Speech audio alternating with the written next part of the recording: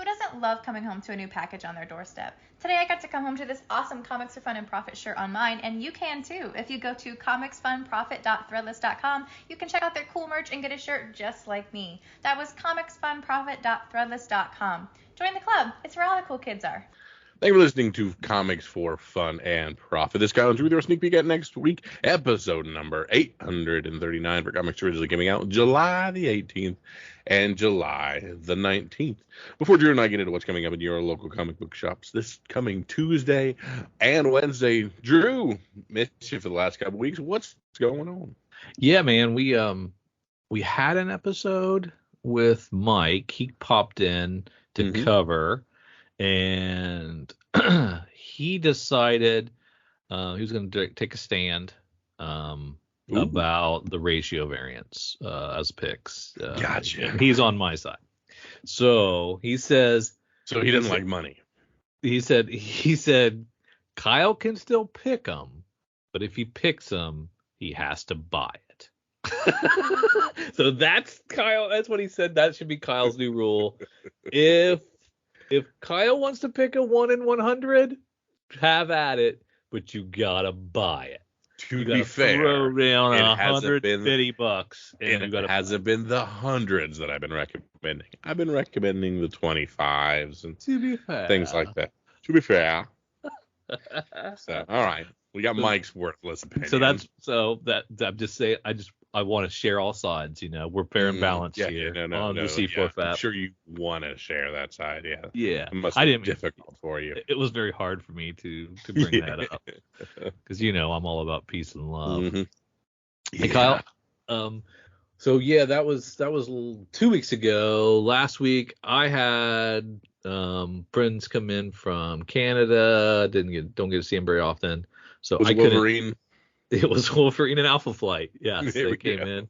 And so I couldn't record. You went on vacation and we couldn't record. So how long have we haven't recorded for a while? It's been far too long, my friend. It's been far too long. And then I have my daughter's graduating from grad school. So we're going up to her college this summer to just kind of stomp around her college. So that's like in the middle of August. You've got one coming up next week or the week after, right? Next week I'm in North Carolina. Next week, yeah. So you're going next week. So it's going to be rough, folks. We are going to do the best we can, but it's summer vacation season, and we're trying to squeeze in some fun family adventures. And we don't take the MiFi with us on the roads to do podcasting, so we'll do as many as we can, and we'll try to fill in when we can. And then once the school year starts, we're back to every week. Well, yeah, that's true. We do pretty good. Good when school's in session, because Kyle is strapped at home. That's exactly right. We reached out to our good friends at ChatGPT and asked them this. That's my friend. Here we go. Asked them this question: what are the top 10 most iconic superhero vehicles? Ooh. Kyle, do you want to guess them, or do you want me to just read them? Batmobile is on there. Batmobile is number 1, sir. Yeah. Okay, so you specifically said superhero vehicles, right? Yes, I said top 10 superhero vehicles. Yes. Green Hornet's car. Green Hornet's car would be an X on the Family Feud, not on there. You are going to have a quibble with a couple of these. Are they all going to be like Bat derivations, like Bat Bike and? They are not. They're not. Let's see, superhero vehicles. So Wonder Woman has the Invisible Jet. Invisible Jet is number 2. Yes. There we go. So I'm going all chalk right now.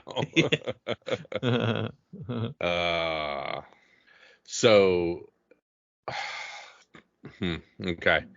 Yeah. See, I'm getting things. Okay. So like there's the big airplane, the Avengers airplane. Yeah, it's called the Quinjet. And it is Quinjet. Okay, yeah. it is number 6. It is number 6. The Quinjet, the Avengers Quinjet, is number 6 on the list. The X-Men have that Yep. B-2 bomber looking thing. That is the X-Jet, and it is number 5 on the list. So you have 1, 2, 5, and 6. Lovely. And you. So. One's easy. You're gonna kick your. Two's easy. 2 of these are easy. You're gonna kick yourself. The others you're not probably. Oh, okay. I'm going through different people. What about like the? Are they considering like who's the skull that's on fire? And I'm blanking. Ghost Rider? Ghost Rider. Yeah. Is his motorcycle considered one? Ghost Rider's Hell Cycle is number 7. So yes, that was on there. That was one I thought you'd get right away. Yeah. Because I'm thinking of people who like literally have a vehicle. Yeah. I don't think you're gonna get any more. You might guess one if you think about it, but other than that, I don't think you're gonna get these others. All I can think about is the stupid Teenage Mutant Ninja Turtle van, and I know that's not that would be great. Unfortunately, I said superhero. I should have said comic book vehicles, and that could have been in there. Yeah, but I said superhero vehicles. So I'm gonna start rattling these off. All right. So we got Batman at number 1, and or Batmobile at number 1, the Invisible Jet at number 2. Iron Man's armor came in at number 3. Crying out loud. No. Chat. It's not a friggin' He said, well, not a traditional vehicle. Tony Stark's Iron Man armor deserves a mention. All right. And then 4, we have the Spider-Mobile, which is Spider-Man's little motorcycle deal. I thought that was just a toy. I did not realize that actually made a. It hasn't been around for a long, long time. It was back in the Stan Lee days. And in my mind, homie whips through the buildings with the greatest of ease. Yeah, he whips around. He whips around. So that's 4. The X-Men's X-Jet is 5. The Quinjet you mentioned is 6. Ghost Rider's Cycle is 7. There we go. Then we go Green Lantern's Ring. What? Yes. No. Because he uses it as a vehicle to travel. So then technically Mjolnir could be on here. Mjolnir is number 10. Oh, Thor's Flying Hammer is number 10. And then the only one left is number 9, which is Black Widow's motorcycle, the Widow's Bite. Oh, okay. That I'll give you. I did not know the name of it. I did not know that name, so that was interesting. But when they did Ring, the ring and the hammer and the armor, I was like, that's not really what I was going for there, Chat GPT. You're kind of dumb. You will never replace us, robot overlords. Yeah. They're not quite there. Jason sent this in. He said, some of our Comics for Fun and Profit guests are up for some pretty prestigious awards. Hey. And I wanted to share that with the listeners. Jordan Hart's who did Ripple Effects, was nominated for a 2023 Eisner for Best Digital Comic, and he is in episode 752, back in just not that long ago, a year ago. Yeah, a year ago, July. So episode 752 was Jordan Hart. James Acaloni, who did the Kolchak the Night Stalker book, he won the 2023 Bram Stoker Award for Superior Achievement in a Graphic Novel. And he is also nominated for a Scribe Award in the Graphic Novel category. And he was on episode 701 back in January of 2023. And then again, he came back in May. It must have been 801 because that doesn't make sense. We'd go 120 episodes in 6 months. He must have meant 801 episode, or maybe 701 was back in 22. Anyway, he was in a couple of episodes, episode 827, 829, and episode 701. Carrie Harris is the writer for Marvel Crisis Protocol, Shadow Avengers. from Aconite Books. She is nominated for a 2023 Scribe Award in the speculative category, and she was on episode 731 back in May. The Scribe Award winners will be announced in San Diego Comic-Con like Eisner's are, I guess. Mark Russell, Bryce Ingman, Peter Krause for My Bad Volume 1 have been nominated for a Ringo Award for Best Humor Comic. They were on episode 703 back in January of 22, and episode 793 January of 2023. So just a few of our guests that have won or are nominated for some big awards this year. That's pretty cool. So big thank you to Jason for pulling these folks in to sit down for an hour and talk to him and you, listener, and share some of their life story and what they're working on. That's really, really cool. Really, really cool. And I don't want to say it was because they were on Comics for Fun and Profit that they were nominated or won these awards, but prestige does seem to follow Kyle and Drew through our lives, don't you think? Absolutely. Awards and accolades seem to follow us wherever we go, and it would happen to rub off. There you go. Congratulations to all. Hey, Drew, I found a nice little life hack. Guess what it is? I wonder. I might have the same thing. You tell me. There you go. It's these neat little Magic Mind elixirs. It's this little all-natural drink to drink in the morning. A productivity drink, I think they call it. Yeah.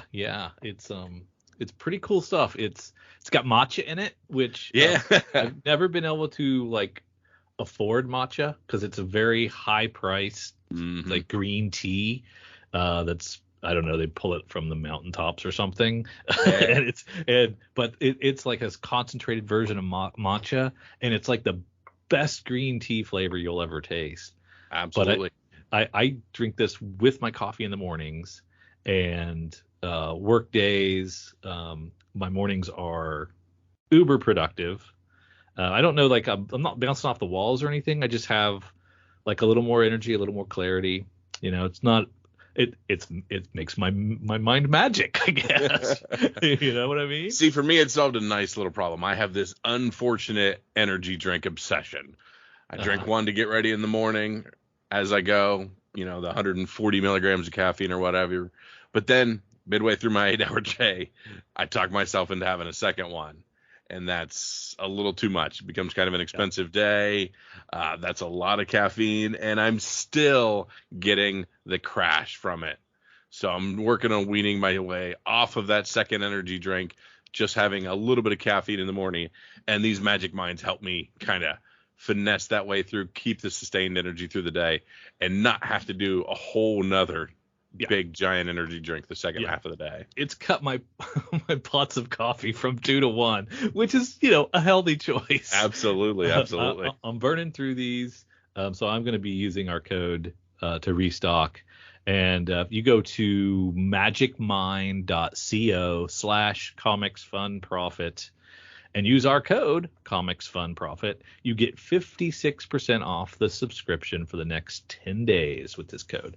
You can use that same code, comicsfunprofit, to get 20% off, but you get 50% off if you do the subscription model in the next 10 days. So 56% off. They're really hooking you up. Yeah, more than half. I'm no math whiz, but that's pretty good. So yeah, check out Magic Mind. We like it. And we think it's helping us make some healthy choices, which is what we need to do. Absolutely.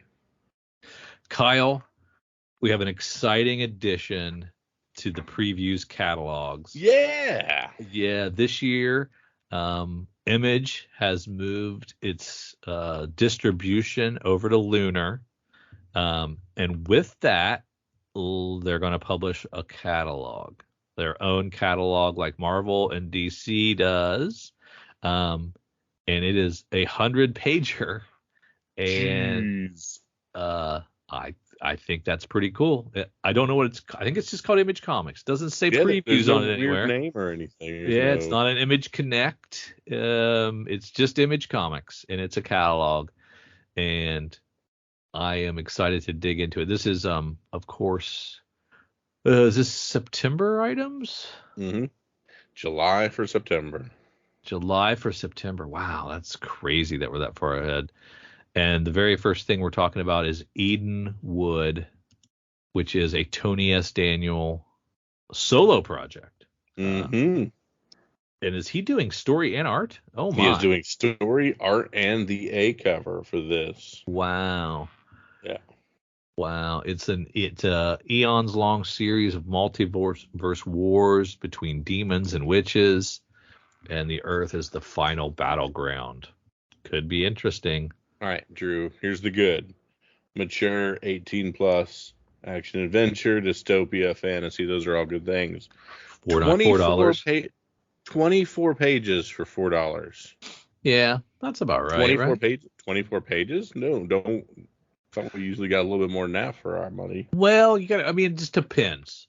So, if it's 24 pages of story, that's pretty solid. Mm-hmm. Because sometimes, like Marvel will say 30 pages, and like 8 of those are ads. So I'd be curious if we get 20 pages here. That's pretty much all you're going to get for your $4 comic anywhere. Yeah. But you know me. You I'll give be me curious. an issue 1. You're going to have to hook me on an issue 1. 24 pages ain't enough to hook me. Well, it might be. It might be if it's done well. I mean, that's how they always used to be, right? I like Noctera, so yeah. But I agree with you. I like to get a lot of meat on the bone there. But it looks cool. We get a homie with a sword and a gun on the front, and like I said, you say dystopia and fantasy, I'm usually right there with you. Yeah. We got Hexagon Bridge. Yeah. This is East of West meets Decorum. And it's dark science fiction, of course. Mm-hmm. So they're referencing East of West. Your average probably, I mean, that's how many years ago? That's like 10 years ago, probably. Yeah, you're referencing 10 years ago. I don't know. You and I remember East of West, but I don't think many. Well, I mean, it's Hickman, so it's kind of a big deal, probably still. That's true, I guess, yeah. Yeah.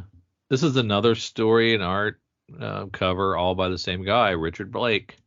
And it's about explorers Jacob and Elena Armlin, who find themselves trapped in a strange parallel dimension of elusive landscapes and shifting architecture inhabited by mischievous entities. And there's another 24 pager.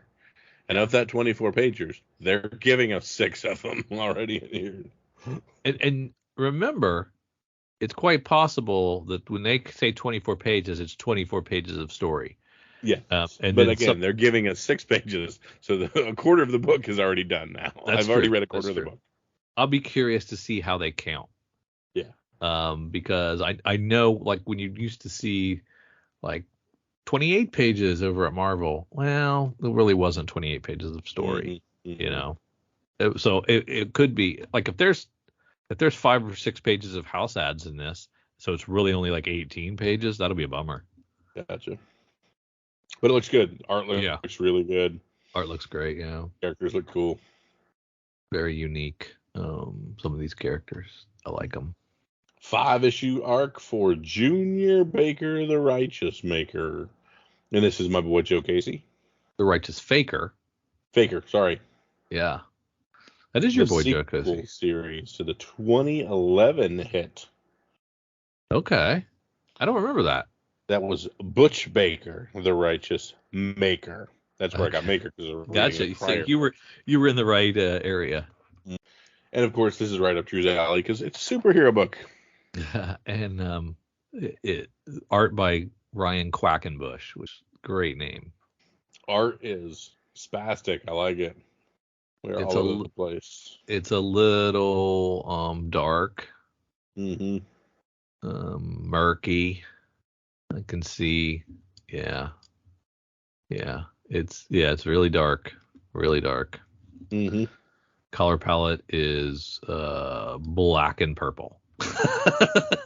Yeah. We're going to head over to Kill Your Darlings. This is Ethan Parker, Griffin Sheridan sharing writing chores with Bob Quinn and John Hill on art chores. And so a superstar writing team and a superstar art team. Well, I don't know if they're superstar. Two teams working together. Yeah.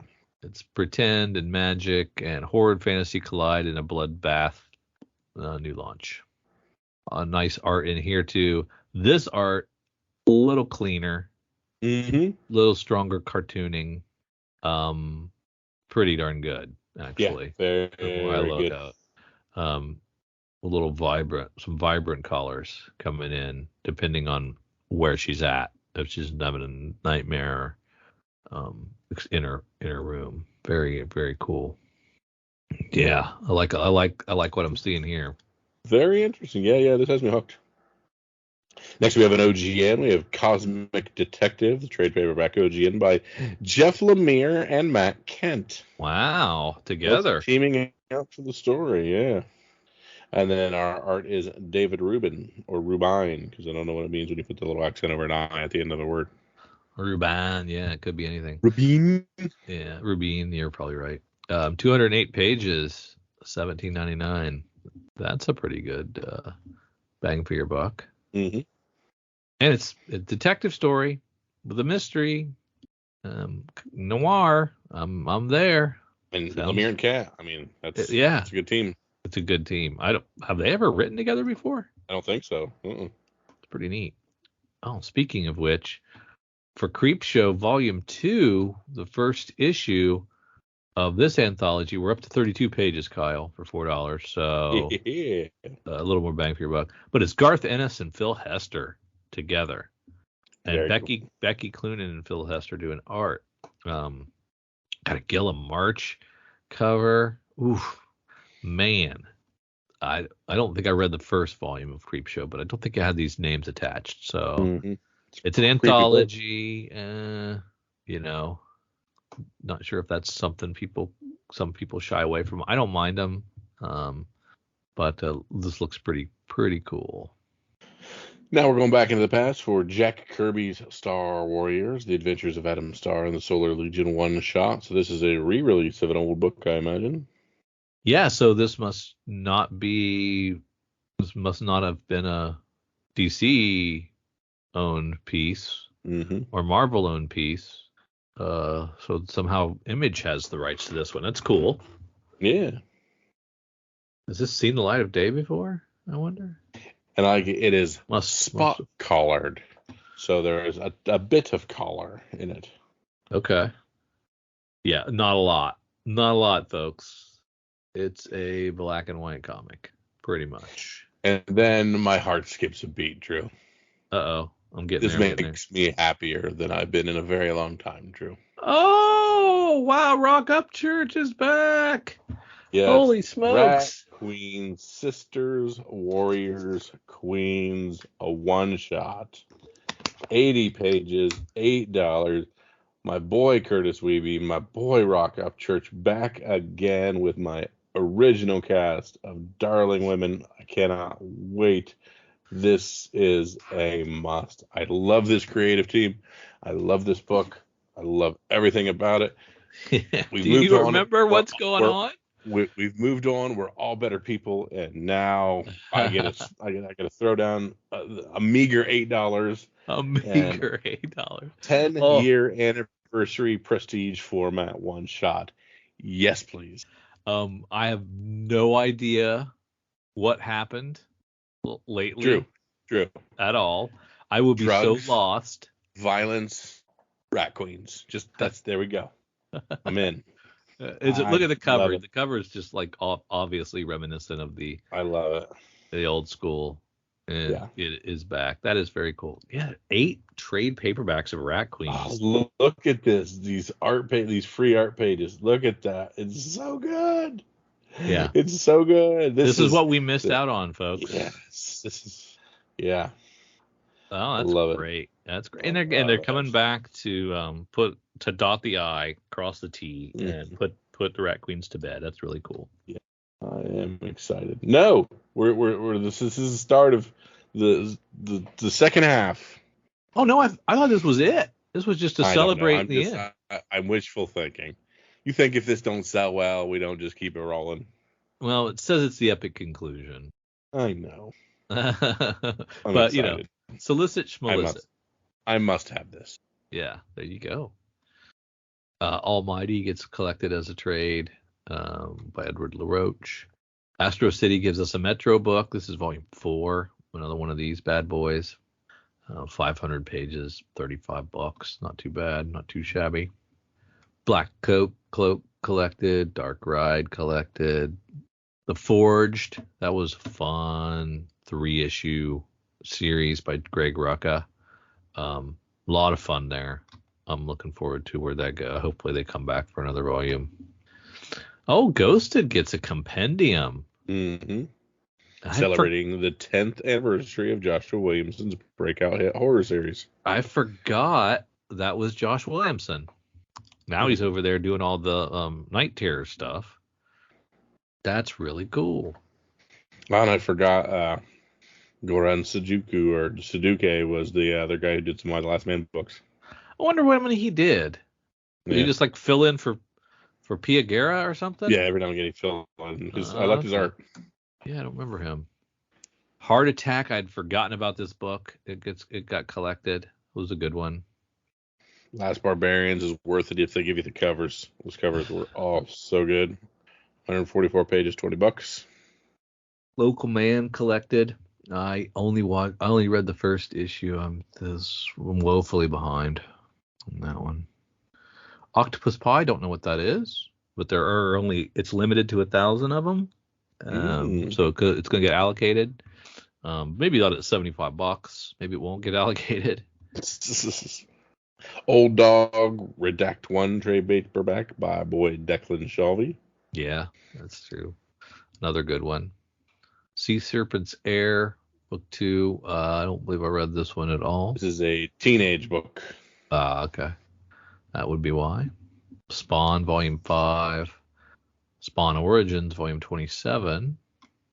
Swipe, volume 1.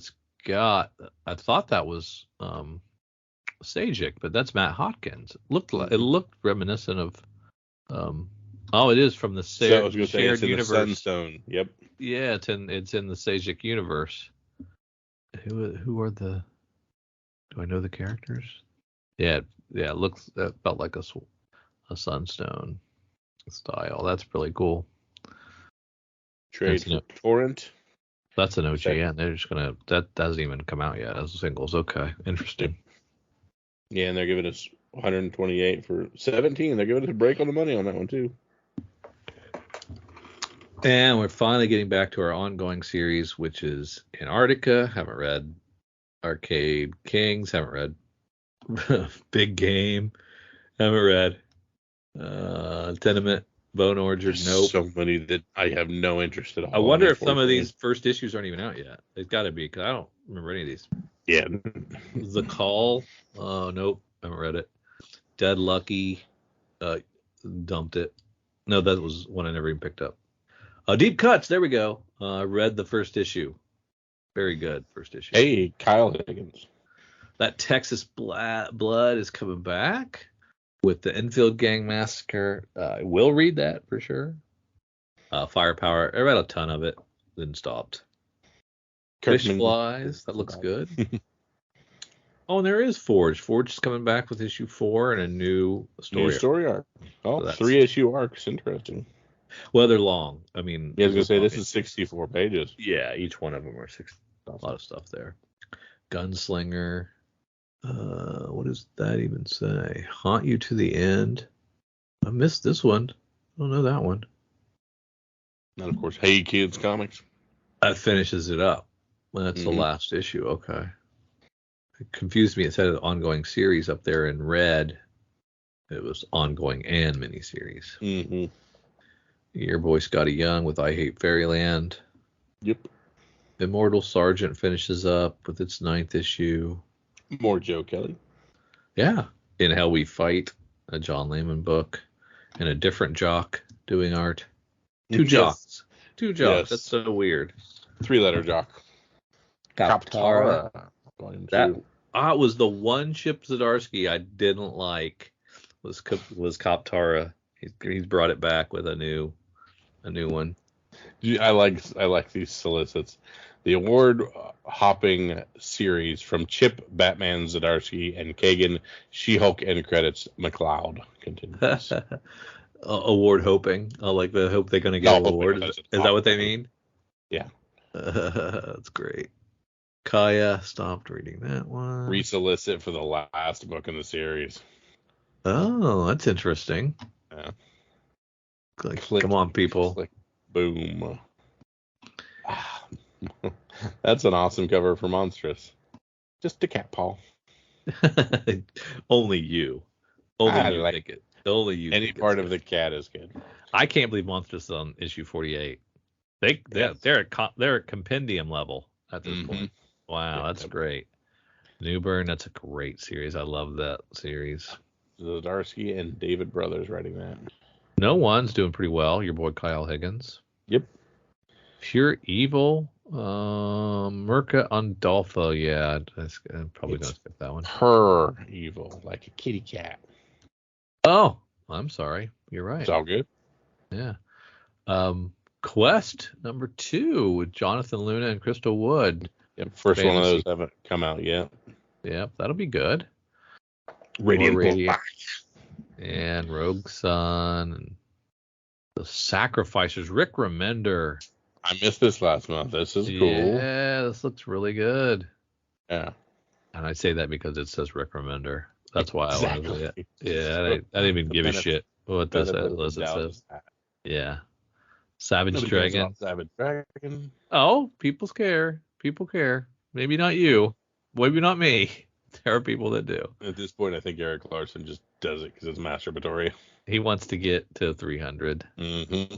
He's in it for at least 32 more, right? Yeah. The Savage Strength of Starstorm. Drew Craig. Yeah, I'm not familiar with that. I've missed that one. Schlub. The Schlub. Kenny Porter and Ryan Stegman. Yeah. So Stegman writing. Hit or miss. Okay, so we have a cover A, a cover B, a 1 in 10, a 1 in 50, a 1 in 75, and a 1 in 100 for the Schlub. For the Schlub number 2. Not the first issue. Yes, not even yeah. Number 2. Scorched. Scrapper. And is that a kitty? Yeah, it's a puppy dog. Oh, it's a puppy dog. Alex DeCampi and it's Cliffy B. Yep, Cliffy B, exactly. Yeah. I missed the first one that just came out, so I gotta do some backtrack. That one down. Yeah. Something epic. Ooh, I recognize things. I recognize the B cover is Hook from the movie poster Hook. All right. The C cover is Follow the Leader from Korn. Oh. The 2000s. Okay. And I cannot place cover D or what I guess. Yeah, it looks very familiar. Yeah, but I got some of them, so that always makes me super happy. I catch some of the homage. And A is something too, right? Yeah, they're all in that regard. The A covers. Then we need a little legend that tells us what's what. Star Signs 5. Justin Jordan's Summoner's War finishes up with 6. Swan Songs. This is 3 of 6. I did read the first issue. It just came out. Swan Songs is about the end of things. Each issue focuses on the end of things, and the end of the world. Yeah, but the first issue was about the end of the world. The second issue is going to be about the end of a marriage. This one you said is going to be about the end of the world. A little meta there. And I'm not sure how many there are. Does it say? Yeah, 6. All right. We have The Untold Tales of I Hate Fairyland. The unbelievable, unfortunately mostly unreadable, and nearly unpublishable Untold Tales of I Hate Fairyland number 3. Huh. I missed that thing too. Undiscovered Country came back. I don't believe that. I thought it was Dawn. Scott Snyder and Charles Soule. Yeah, this, I mean, had possibilities, Mm-hmm. and then I got bored, but it was cool for a little while. So just this one issue has art by Giuseppe Camuncoli, Leonardo Marcello Grassi, and Matt Wilson. Yeah, I mean, Matt Wilson's normally a colorist. Maybe he's just Okay, maybe that's why. Maybe they just stuck him in there. And the cover B is Trad Moore, so that's pretty cool. Void Rivals. This is that Kirkman book. This is that my Transformers Kirkman book that I am going to be reading. I know. I don't know if it's. I don't know. You might see an occasional Transformer, maybe, but I don't know if it's really. You wedge one guy in every 10 books, I'm happy. Okay, well that's cool then. This is probably the book for you. Yeah. Walking Dead at 70. 70 and 71. We're almost there. We're not. We're not halfway. Not even halfway. No, dude, no. Weird Work. Jordan Thomas and Shaky Kane. Dude, the previews ends with a cliffhanger. What's the furthest place from here is, what issue is that? 14? That looks really good. Dude. Next month, the Transformers. Dude, is that Void Rivals? No, it's probably the new Transformers issue. In Image? Yeah, we're gonna get. Kirkman bought Hasbro, that's right. the Hasbro license. So he's gonna do a new #1 Transformers and a new =1 G.I. Joe. Dude, do you think he's gonna have a Transformer say fuck? I don't know. Does he have reverence for the character so would never do that, or irreverence and will? Kirkman, man. Yeah. And then he has plans to probably cross them over, and then of course, like with Void Rivals, make appearances. Because yes, I mean, can you imagine us having enough stupid money laying around that you just want to buy the rights to your childhood toys, and to just tell stories about your childhood toys in perpetuity because you can't think about it all the time. It's pretty cool, right? Yeah, that is pretty neat. All right, that was a cool catalog, dude. That was 102 pages. And I mean, I don't like the let's give you a couple #1s and show you shit tons of trades and collected editions, and then start going back to our ongoings. But it wasn't as bad. I didn't find it as annoying. So pretty good catalog. Very good Lunar. Very surprised. So let's send it over to now. But that doesn't mean we're going to collect these Image books, right? Or these Image catalogs, are we? I don't think was it Image Plus? Is that what it was called? Mm-hmm. The other one, yeah. Which I wanted all 12 of them, and somehow have like 11 of them and can't find the 12th one. Yeah, shocker. Yeah, we've screwed it up. Yeah, oops. So yeah, Hot 10, bro. All right, we're heading over to our good friends at CBSI, comicbookinvest.com, to look at their Hot 10 list of things on the secondary market. #1 is Extreme Venomverse. #4, the Takashi Okazaki 1 in 25. For 1 in 25, it was $100. Now, it's between 130 and 150. Still, a lot of people buzzing about this character and this cover, not sold on it, mostly because of the number of available copies out there. Is this Gwenom or something like that? I don't even know. Well, I don't know who it is either. Probably. Venom Noir. Oh, good. Plant-based symbiote flora and magna version of Venom in Necroco. Okay. Obviously. What was wrong with me? Not knowing that. At rank 2, we have Spider-Man 2099 #1 from 2001, but this is the Toy Biz white cover. A CGC 9.6 has fallen from $425 2 months ago, but is now back up to $600. And a CGC 9.4, $450 to $400. While I think this book has a great look to go, I'm surprised people seek it out since it came so many years after the actual original. So this was a re-release of Spider-Man 2099 #1 from Toy Biz. Oh, okay. Yeah. Gotcha. At rank 3, I love this cover. I should have seen it. Darkwing Duck, number 6, the Carlo Lauro 1 in 20 Virgin variant. And this is Akira. This is Darkwing Duck doing the Akira homage. That is awesome.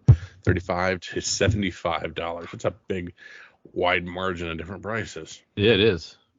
At rank 4, we have Barnstormers. Number 1, of course, Jenny Frizen, obviously from the get-go, 1 in 25 variant. Looks so good. $40 to $50. Dark Horse doesn't do a whole lot of incentive variants. This is an all-star team working on this book for what it's worth. Barnstormers. I'll have to check that out. Yeah, at rank 5, we have Daredevil, 612, the Paulo Rivera 1 in 10 variant.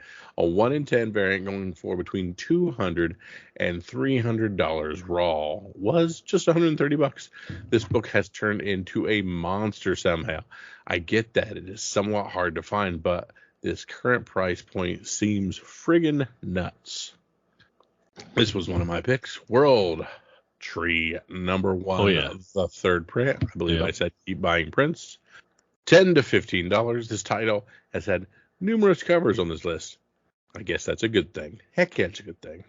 Captain America 750, the Adigranov 1 in 50 variant, $65 to $75. Since it's not double ratio, we do not see that as a win.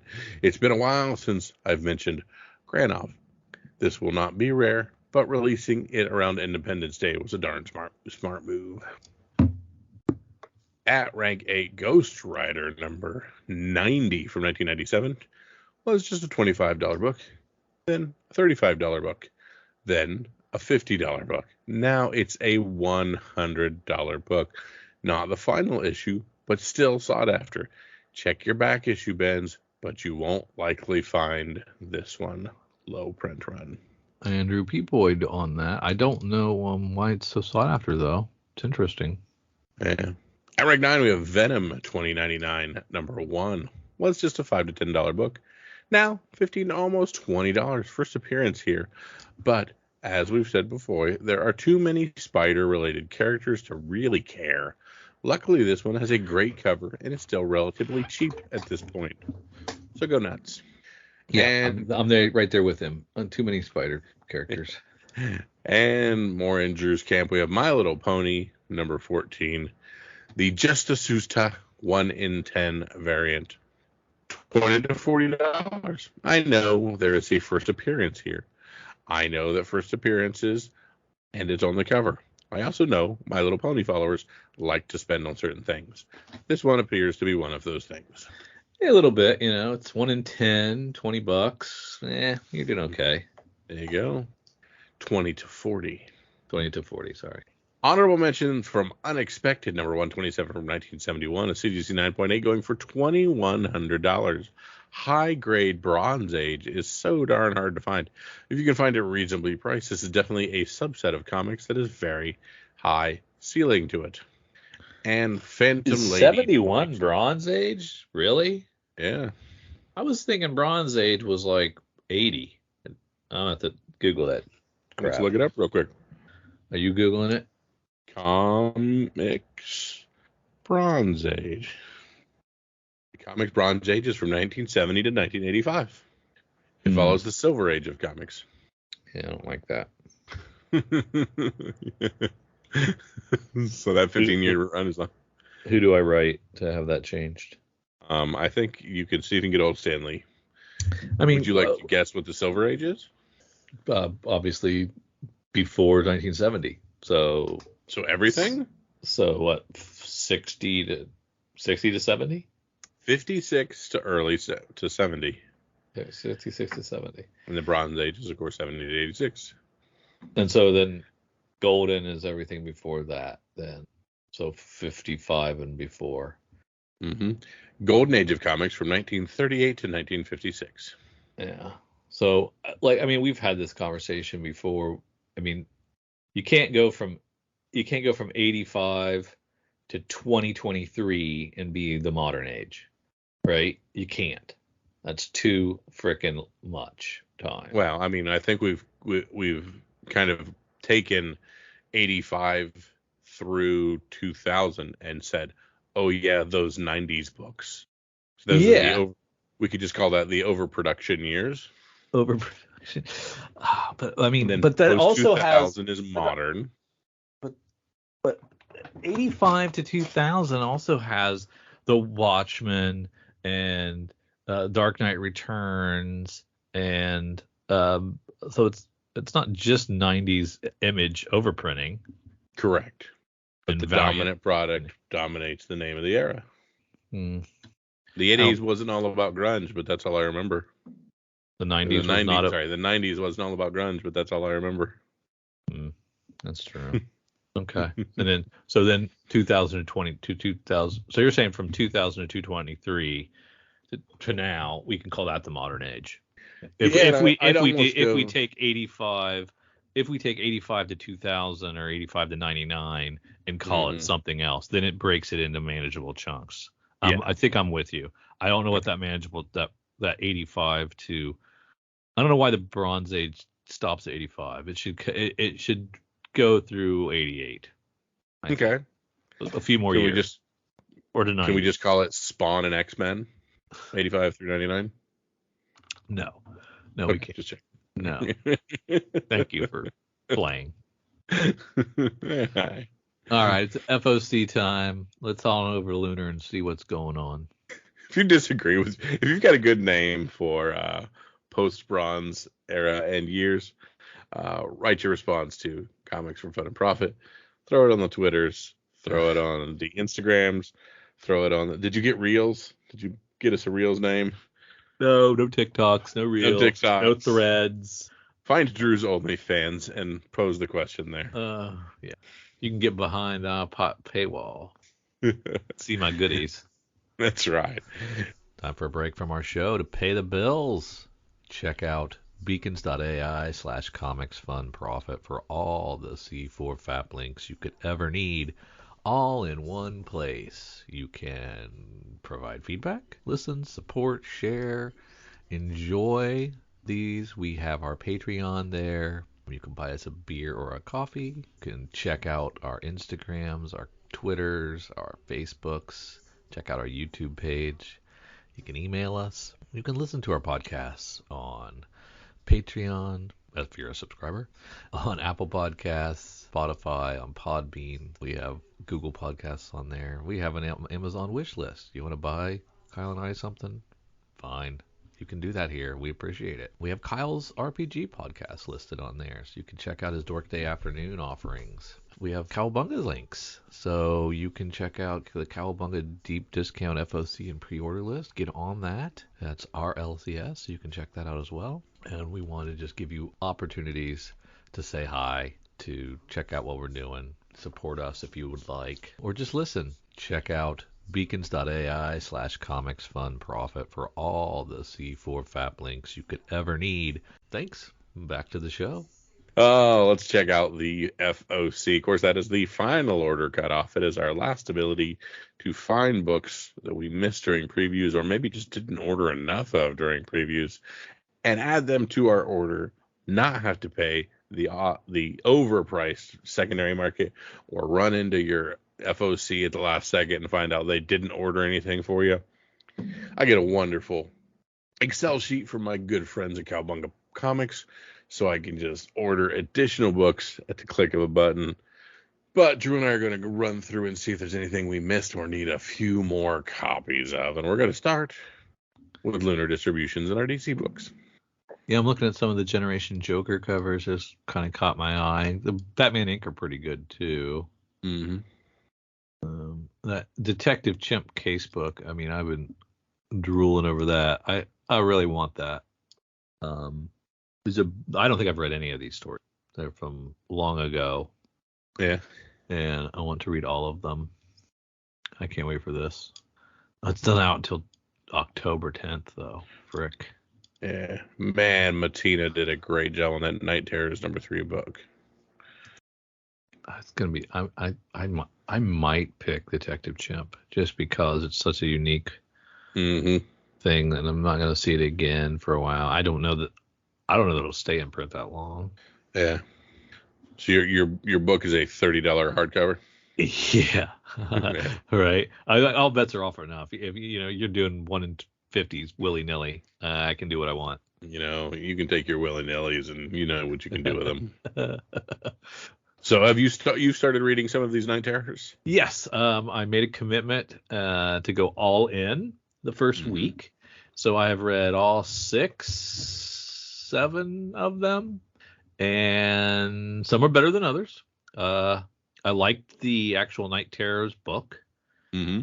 I liked the Batman Night Terrors. I liked the Poison Ivy Night Terrors. I heard good things about the Poison Ivy one. I like the Joker, Poison Ivy. Some of the other characters, Ravager and Black Adam, they're characters that I don't read that often. I don't really have any affinity for, and their books kind of suffered when I think were as good because I wasn't as interested. So I don't know if they were not as good or I just didn't care as much. But it's interesting to see. It's kind of repetitive because all the villains and all the superheroes are asleep. They've been put to sleep by insomnia, and he's going through their nightmares. You know what our heroes need, Drew? Our heroes need magic mind. No. They do. They do.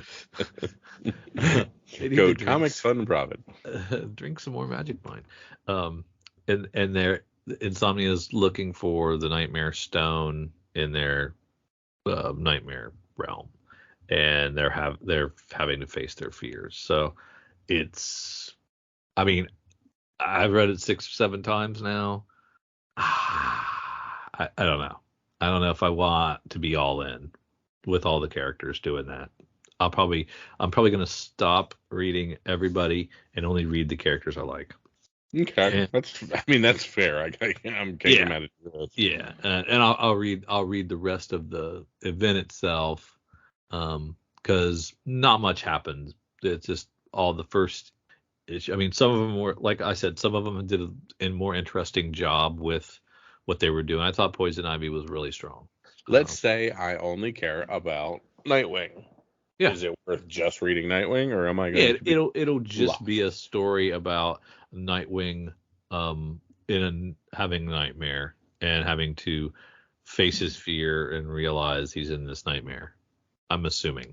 I mean, because I've only read the first issue of these, so they're just realizing that they're asleep, or just realizing that it's not real, or that they have to face their fear or whatever, and they haven't done it yet. They're just kind of figuring it out. Gotcha. So yeah, I'm definitely going to stop reading characters that I don't normally read, because it's just kind of repetitive. But let's see what we've got here. We've got like Terrors 3. So yeah, we'll get a couple more before this one. I love Night Terrors Robin #2, the Ivan Rice with the crowbar coming out of the. Yeah, there's some great covers here with Flash and Green Lantern. And that's the big thing I said about this, is even if you don't like the books, man, there's some awesome covers. Oh yeah, great covers. Great covers. And a lot of these are all finishing up. So these are all the second issues. And so it's almost over. Oh my. I mean, I do like a nice tidy 2-month event. It's pretty cool. I'm with you. You get in, you get out. For what, good or bad, that's what it was. Superman Annual. Those are nice. Yeah, that Superman Annual is nice looking. Took me a second. Zatanna and the Ripper. What's that from? Oh, it's a webtoon. Mm-hmm. I got to check some of these out. I'm interested to see how they format them. Going from a webtoon format to a comic and see what it looks like. I'll be really curious. Over to Image, and we talked a little bit about Enfield Gang Massacre, I think, for the That Texas Blood continuation. Oh yeah, it's first issue. On FOC. Chris Condon and Jacob Phillips on art. So it's a new series set in the same Is it set in the same county? Yeah. No. That Texas blood yeah. returned to Ambrose County, Texas. Yep. Okay, that's cool. And it's 150 years prior to that Texas flood. Oh, okay. So like a Yellowstone 1803 deal. You got her. Gotcha. I don't love that. It's the characters I liked. I don't really want to see 150 years ago. I guess their great greats could be back there. Mm-hmm.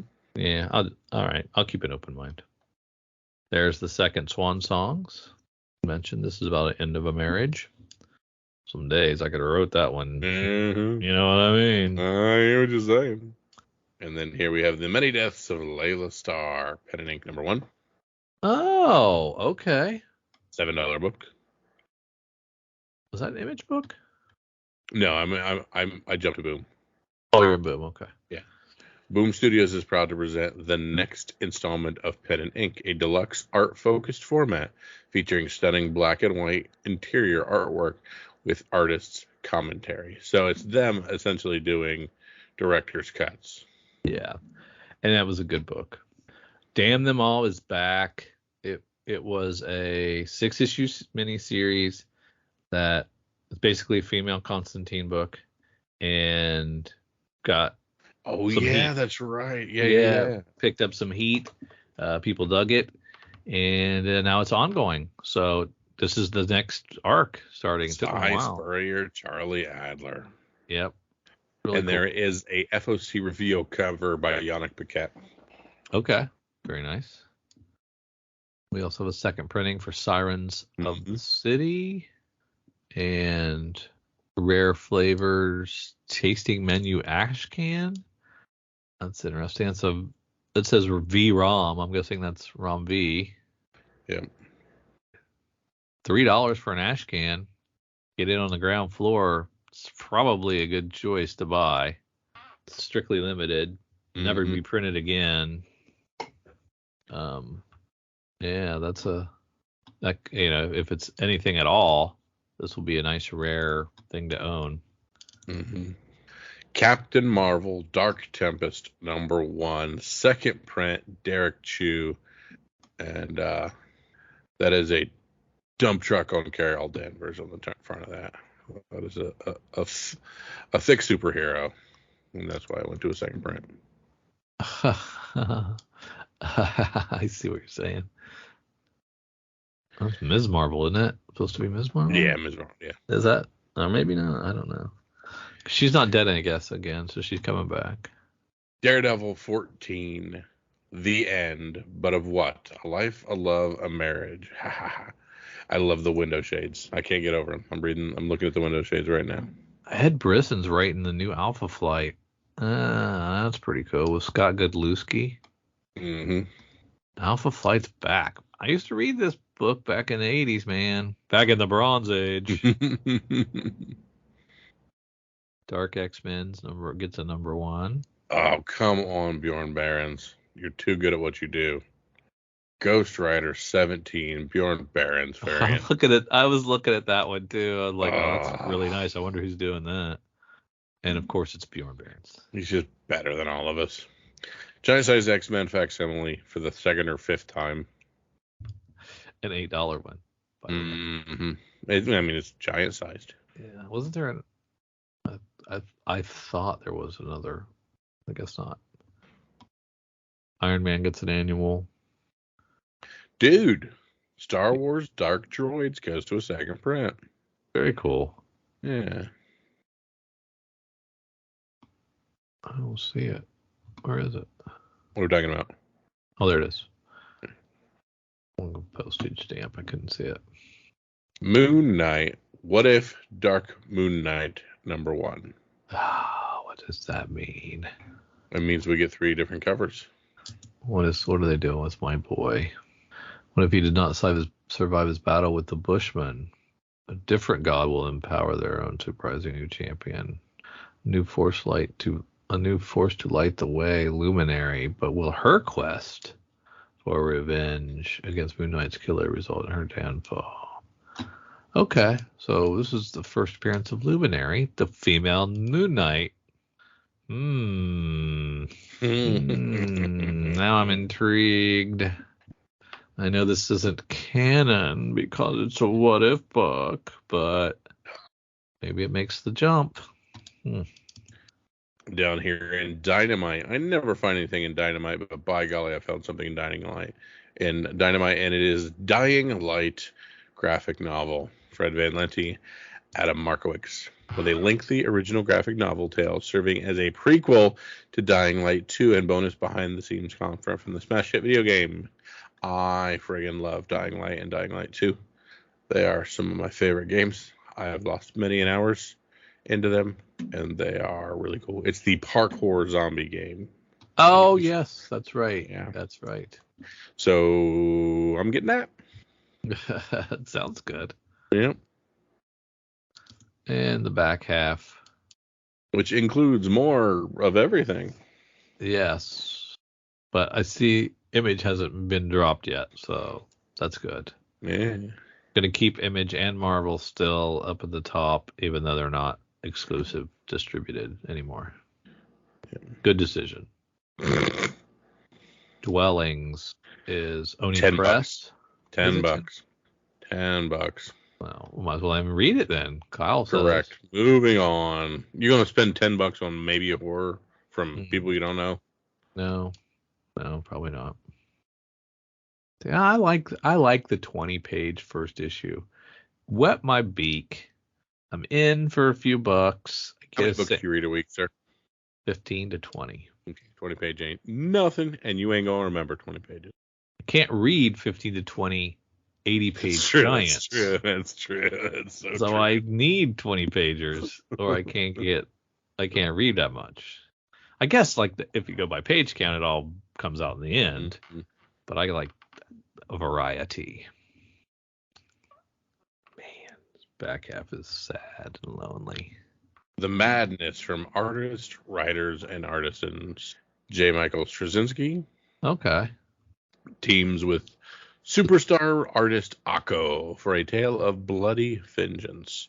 In The Madness, Sarah Ross has been using her powers as a thief, stealing from the rich and, well, friggin' keeping it, until the day she stole from the wrong person, a highly placed official who pressures the government to assassinate her.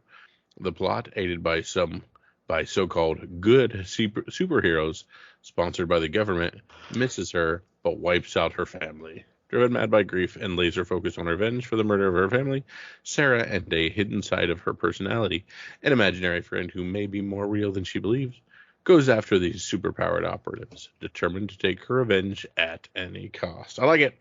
Yeah. 6 issues. Now, She Bites is a Scout Comics. It looks to be, I guess it's a trade or an OGN. But it's 11 by 17 format, which is kind of cool. Really big pages. And Elsie's 134-year-old vampire in the body of a 9-year-old girl, sick and tired of not being able to buy cigarettes. She hires a babysitter to be her chaperone, and hilarity ensues. It looks pretty good. I like it. I like that a lot. Yeah, that Sickness had that one cover that we liked a lot. That did really well. And I think that's it for FOC. Yep. Some tough decisions, Kyle. For me. I mean, I'm going with my gut, and I'm doing that Ghost Rider 17. I like that. Cover. It's so nice. It's so nice, yeah. And I'm going with my jeez. I should get this ash can. Yeah. Oh yeah. Should be the ash can. But you know what? I haven't picked up Moon Knight in a while. And I think I'm gonna get the What If Dark Moon Knight with Luminary as the new female. Which I don't think she's been in anything else. I mean, maybe she has, and I just missed it. But if it's her first appearance, that's kind of cool. And it's Erica Schultz. I like her a lot. So I'm going to go with What If Dark, even though I think it's a stupid title. Moon Knight. All right, Kyle, let's slide on over to our good friends at Cover Price. And that is the first Luminary. It's her first. Oh, thank you. Yep, I just looked at it. As you know, our LCS is Cowabunga Comics, Lake Country, Wisconsin's best pop culture destination for new comics, back issues, gaming, retro video games, vinyl, and figures. Give them a call, 262-569-9999. Check them out online at cowabungacomics.com or follow them on Twitter at Incredical. They are our LCS, and we utilize their deep discount mail order service to bring Oconomowoc, Wisconsin closer to us. They'll take care of you. Tell them Drew and Kyle sent you. Say hi to Eric and James from us. If you need an LCS, you can't go wrong with Cowabunga Comics. All right, we head over to coverprice.com. See what is going on the secondary market, what's got all that value, and what's got everybody in a tizzy. Number one being Extreme Venomverse. Number four, the Takashi Okazaki 1 in 25. We talked earlier about this being Venom Noir, the plant-based symbiote Flora, and a Magna version of Venom in Necroco. This 1 in 25 has seen high sales of $190 for a friggin' raw copy. Jesus. If you're really trying, maybe you can catch one for $137, but boy, is it difficult. Spider-Man 2099, number one from 1992. Let's be honest, the Flash film has fallen pretty flat. This has led Across the Spider-Verse to claw its way back into the spotlight. CGC 9.8s for $230 and Raws for $22. 83 copies still selling in the secondary market. At rank 3, we have X-Men Annual 14 from 1990. We touched on it already, but the community is grabbing the rumor that Channing Tatum is set to play Gambit and running with it. Thus, the age-old argument of which book he first appeared in rears its head. As mentioned, CGC recognizes Uncanny X-Men 266 as his first appearance, yet he has much more than a cameo in this book, appearing in 15 panels across 9 pages and named dropped. The confusion arrives because this book was released before 266, yet the events within take place after those of 266. It's all quite confusing, and at this point comes down to preference, but the debate still rages and will continue until it's settled once and for all. 28 copies sold, $225 for a CGC 9.8, FMV for $40. Very similar to the black suit Spidey. Mm-hmm. You know, with the which Amazing versus Secret Wars, which came out first, and you know, it was just like timing situation. But which one looks cooler to you? Which one do you have? Yeah. I am tired of talking about Spider-Boy, Spider-Man 7, 53 copies, 130 for 9.8s, $38 for near mints. Elektra the movie. Many have forgotten, but Elektra appeared in the Ben Affleck Daredevil and later got her own spin-off film. It was critically and commercially panned, but hey, the nostalgia is flowing these days. Per the Hollywood Reporter, Jennifer Garner is set to return as Elektra for Deadpool 3. This news has caused comic adaptation of the film to surge into the spotlight once again. 24 copies on the secondary market, $22 for Raw, or some very fines for $9. I just saw that they shut down Deadpool 3 because of the writer's strike. Oh, yeah, that makes sense. See how it gets pushed. At rank 6, we have Star Wars, Dr. Aphra 33, the David Marquez cover. So good. The book initially wasn't considered a key, but fans are taking a closer look as it features the first cameo of Star Weird. While there aren't named explicitly, people love new characters across the gamut of Star Wars comics. That and this issue features Ayala Sakura front and center, whose death was retconned in the previous issue. This opened a can of worms in the aftermath that's still going strong. We tracked an astounding 37 friggin' copies. High sale $27 for Raw. Near mints $20. Here we have the Uncanny X-Men 266 from 1990. Here is your other Gambit. $760 for CGC 9.8. $161 for a very fine Raw. So the market has spoken. They like this one over the yeah. If you'd have asked me what his first appearance is, I told you 266, and I did not even know about the other one. Yeah. Hulk Annual number 1, Gary Frank regular cover. The love this book is receiving is very reminiscent of the love Immortal Hulk when it debuted. Just genuine fanfare, and it's awesome. Moreover, this book introduces the Eldest, a major player in the war between Hulk and the Mother of Horrors. The prospect of the Emerald Monster versus the Mother of Horrors has many fans grabbing anything they can in preparation, and that includes this book. 33 copies, $28 for Near Mint Plus, and regular Near Mints, you can maybe give them for $16. At Reg 9, this is that My Little Pony 14. The cover 1 in 10. While IDW has been losing some IP lately, they're still going strong on the My Little Pony. My Little Pony has a ton of fans, just like True. And when a new character is introduced, they take notice. Meet Violet Rainbow, a crafting protege and new member of the group. Fans are here for this 1 in 10 variant from Just Uasa, and features the character in her element, sprawled out with all of her crafting goodness. 13 copies in the secondary market, $70 for a raw, $45 if you're lucky. And at rank 10, Jenny Frizen's 1 in 25 of Barnstormers #1. Jenny Frizen has a dedicated fan base, one that routinely propels her work into the spotlight.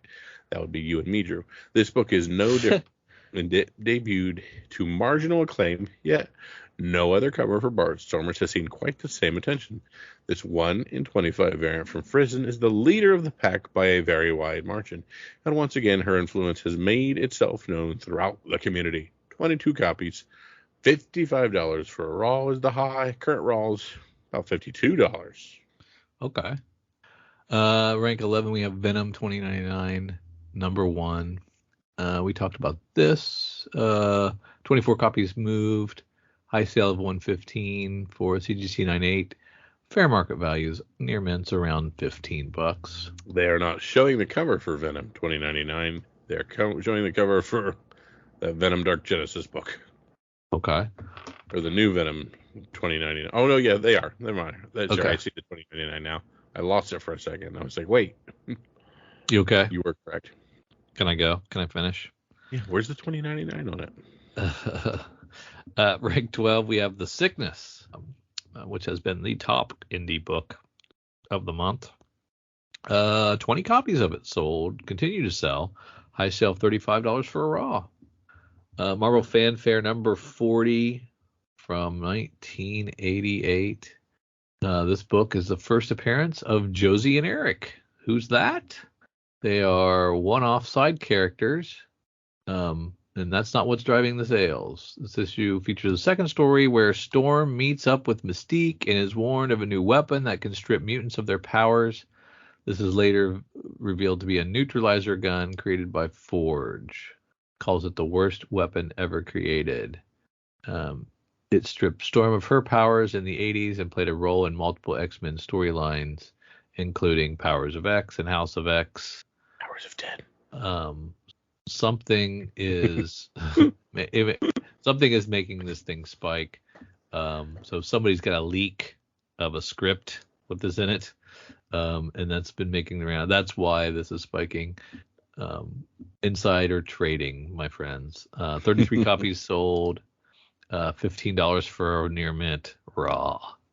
So you can get some if you want to. Spawn from 1992, the first issue, comes in at rank 14. What? It is now up to $216 for a CGC 98. Raw's around $34. Ultimate Fallout 4 still moving. 24 more copies of this bad boy sold. $19.95 for a CGC 98, and a raw going for around $456. The New Mutants 98, first Deadpool back, propels him back up here with at rank 16 with 14 copies selling. Nice sale of $1,501 for a CGC 98. Raws around $415. Wow. Amazing Fantasy #1. This is, what is this? This is the 2004 one. Yeah, I'm not sure who's. Isabella Mercedes. Is it Anya Corazon? Oh, it's the Madam Web stuff. Yeah. 14 copies of it sold. 175 for CGC 98. Raws around $34. Venom Lethal Protector number 4 from 1993, and your quarter bins. This is a Venom 3 rumor, because nothing's been announced by Sony. That there's a Symbiont God, Null being one of the main villains. That would be really cool. 19 copies sold. High sale of $97.95 for CGC 98. Current rolls around $25. Does all that null stuff come back down to Earth? And then there's, that's with the Phage, actually the Phage, Lasher, Riot, and Agony. Yeah, okay. At rank 19, we have Secret Wars 8, the Black Suit. High sale of $490 for a CGC 9.6, and Raws around $233. So Raws are about half of the CGC. Well, it's a 9.6. I'm sorry, a CGC 9.6. And rounding us out is Amazing Spider-Man number 10 from 2014. This is Spider-Punk, I guess. His first appearance, sold 18 copies, high sale of $239.95 for CGC 98, and Raws at $61 for Spider-Punk. Holy smokes. And another reason for Marvel Fanfare 40 to be doing well is because it was on an episode of Cartoonist Kayfabe, which is a great YouTube show, with my Red Room boy, Ed Pisker, on it. And there's definitely a kayfabe effect when that show features a comic. Those comics get gobbled up. Very cool. All right, Drew, now let's give the people what they want, what they came for, the sneak peek at next week. And let's start with our lunar distribution items for the 18th. Yeah, we've got some Generation Joker, number 3. Black Tape gets collected. Blue Beetle Special Edition, number 1. A lot of that. I've seen a lot of that trailer going on, so. Oh, yeah. Black Mask gives us Don't Avert Your Eyes. There's Nothing There story. It's limited to 1,000 copies. It might be allocation. There might never be an issue 2. So get it, Black Mask. Harley Quinn, Black, White, Redder, number 1. A lot of cool covers there. Yeah. Art Germ and Gillum March. Man. All doing good. Art Germ and Gillum March. That's nice. These Hawk Girl number 1s. Iron Clay, Derek Chu, Otto Schmidt. Those are all very nice. Mm-hmm. Night Terror's Catwoman. That one I'll read. Night Terror's Nightwing. That one I'll read. Punchline probably skip. Superman probably skip. Wonder Woman probably skip. But that's me. Your mileage may vary. Such good covers, though, man. In Huck Healy on that. Oh, love the Art Germ on Tales of the Titans. Yeah, that's Starfire. Yeah, that's great. That's a good job. Yeah, good stuff there. Now, on the 19th, we have some Image Comics. Arcade Kings at issue 3.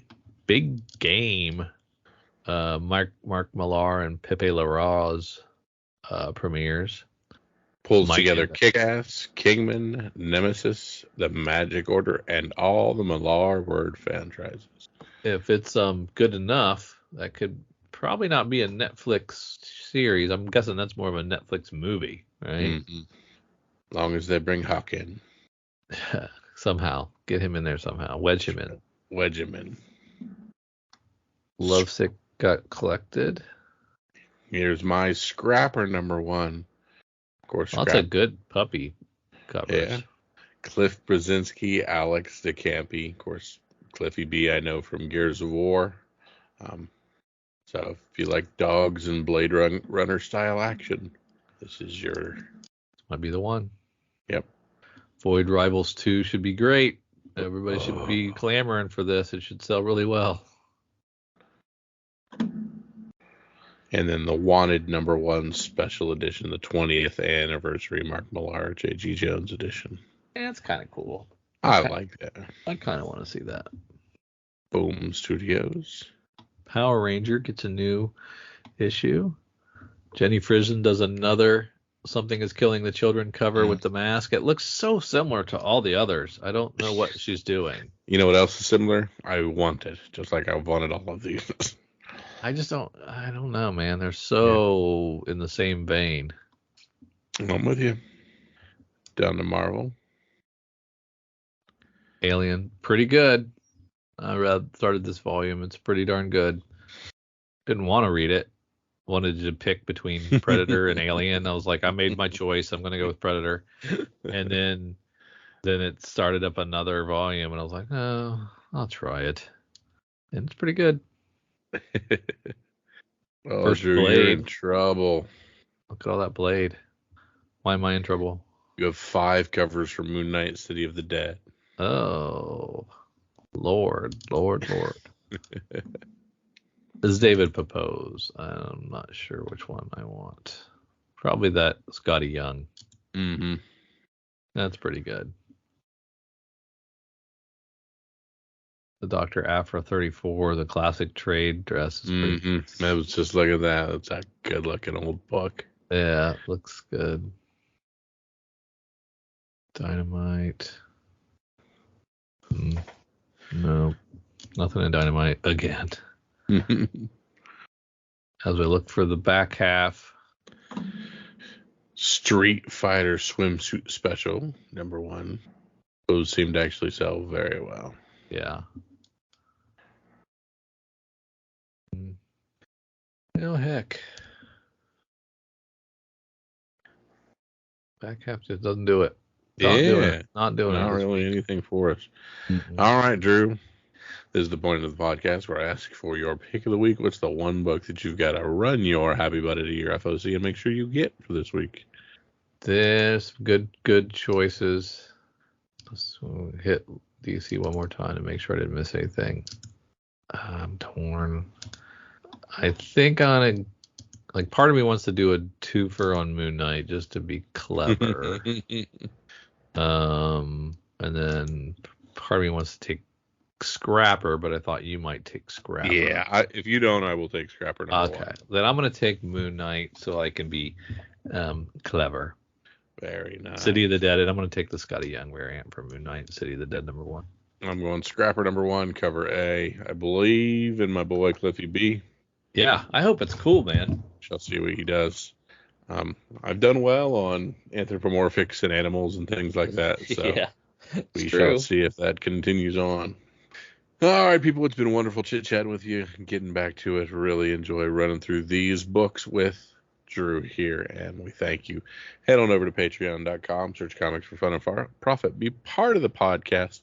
Send us all your questions, answers, intrigue. Get things early, things special, original. Yell at us firsthand. Jump in the Slack. Tell us what's up. For Drew and for myself, see ya. The good folks at Comics for Fun and Profit have been doing 2 episodes a week for quite some time now, and it's all thanks to, first of all, Jason, and second of all, our patrons who allow us to add the space on our server, broadcast more, store more, share more with you, the listeners. I'm envious of those of you who have unlimited storage and media server capabilities. We pay for ours here at the C4FAP. It ain't cheap. We thank you so much for those of you who go to patreon.com/comicsfunprofit and contribute at any level to say thanks, to say I want to be a part of your Slack channel conversations. I want to get exclusives. I want to get early access. I want to get ad-free access. I want to get swag. I want to get some free stuff. Whatever your reasoning is, we appreciate it at any level because it does make a difference. So from the bottom of Kyle and I and Jason's heart, thank you for contributing.